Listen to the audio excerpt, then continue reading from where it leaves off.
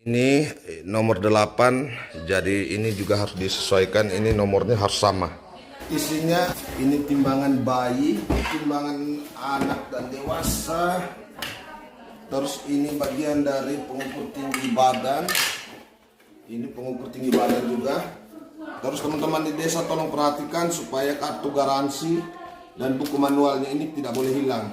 Karena nanti kalau ada kerusakan kita tidak bisa mengklaim ke produk atau pabrik barang ini. Ini pengukur lingkar lengan. Terus ini pengukur panjang bayi. Jadi ini isinya ada 3 tongkat.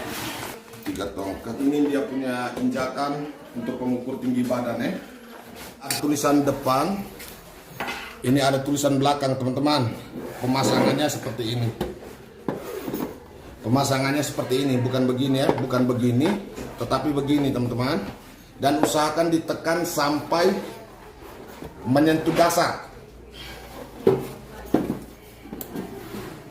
67 kita lihat sambungannya berarti 68. Ini 68 kita lihat supaya sambung dari bawah. Terus dipasang yang terakhir ini. Jadi untuk pengukur tinggi badan ini teman-teman tidak bisa kita gunakan cuma 2 saja. Jadi 3-tiganya harus digunakan. Terus ada 3 holder, ini namanya lubangnya tembus itu kita pasang di bagian bawah. Ini fungsinya untuk merapatkan atau memberi ukuran ke tembok.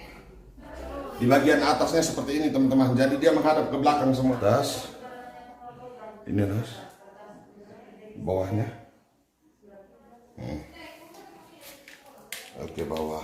Terus kalau teman-teman mengukur sama seperti pengukur tinggi badan yang lama.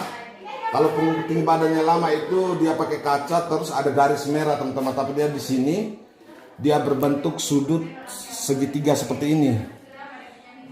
Sudut segitiga dari teman-teman patokan angkanya dari sudut segitiga ini.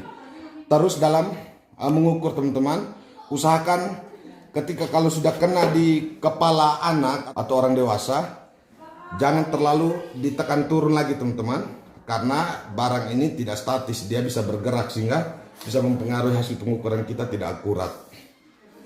Di atas harus kena di dinding, di bawah juga dikena di dinding. Jadi teman-teman harus melihat atau memilih dinding yang benar-benar vertikal. Pengukur panjang anak. Jadi pertama teman-teman lihat dulu ini ada bagian penguncinya itu berbentuk seperti ini. Jadi cara pasangnya seperti ini teman-teman. Dia harus benar-benar terkunci. Dia harus terkunci seperti ini.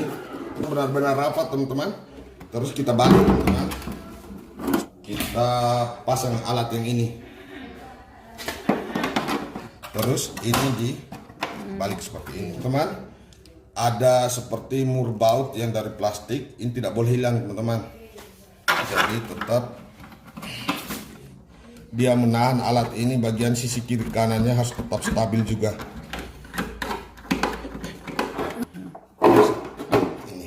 Ini yang nanti untuk digeser kepala. Kalau yang ini di bagian kaki. Nah, kepala ini kita letakkan di sisi lengboard yang menunjukkan angka 0.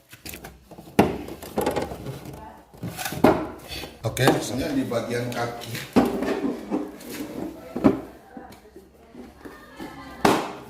Oke, jadi lihat dulu di bagian bawahnya tadi ada pengunci tengahnya, ada pengunci sisi kiri kanan. Ini harus dikancing kuat. Kepala harus menunjukkan angka 0. Terus ini untuk digeser yang gambaran kaki. Jadi kanan teman-teman ini relnya. Dia harus masuk ke rel untuk bisa digeser supaya stabil. Ini bagian kaki. Oke, sudah. Timbangan anak dan dewasa. Di sini tidak ada tombol powernya kalau untuk yang ini. Jadi ini teman-teman, yang kutub positif yang ada cembungnya ini dia menghadap ke besi teman-teman. Jadi yang negatifnya ini dia di fairnya ini. Jadi Teman-teman, ini tidak ada tombol power yang untuk bisa mematikan atau menghidupkan timbangan ini. Timbangan ini dia hidup ketika diinjak. Jadi kalau teman-teman lihat layarnya sudah mati, jangan bingung. Jadi kita harus naik ke atas supaya menghidupkan lagi. Jadi ketika ada beban dia hidup sendiri. Dengan catatan bahwa karena tidak ada tombol power, timbangan ini setelah digunakan, teman-teman cukup membalikan satu baterai. Misalnya yang bagian ujung sini, teman-teman buka, balikan saja. Terus teman-teman perhatikan kalau ada posyandu yang nanti dapat, misalnya ada kakinya cacat, misalnya terlepas, ini bisa mempengaruhi akurasi pengukuran. Jadi kejadian di posyandu Ara tadi, karena kakinya satu ini terlepas hingga berat balitanya itu bisa kurang 10 kg. Ternyata saat cek sampai di sana kakinya salah satu ini terlepas dan dilem kembali, timbangannya akurat kembali lagi. Sekarang untuk timbangan bayi, oke, ini sudah hidup. Nah, ini dia ada on off-nya. Dia ada tombol on off, jadi tidak perlu dibalik baterainya juga, tidak berpengaruh teman-teman. Berbeda dengan yang ini karena tidak ada tombol on off, maka salah satu cara adalah kita membalikkan salah satu baterai untuk bisa mematikan daya dari timbangan itu. Terus untuk pemasangannya, bagian bawahnya itu harus benar-benar saling mengikat. Tunggu ya.